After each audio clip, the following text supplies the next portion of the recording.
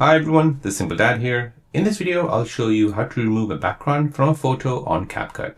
So if you have a background on a photo and you want to remove it and maybe replace it with something else, then let me show you how to do this. So to do this, you need Capcut. This is available on your App Store or your Play Store. Search for Capcut and install it to your phone. Once installed, go ahead and open the app. In the app, where it says Edit, tap on that.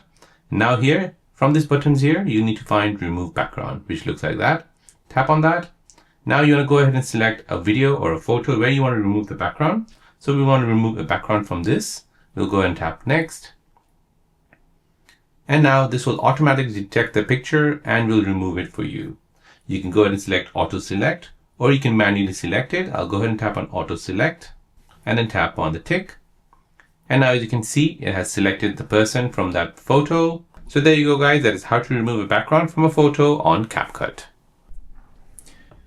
If you're new on the channel and you want to find out more about your iPhone, your Android phone, or any other social media apps, then don't forget to subscribe to this channel to become a part of the Simple Dad community.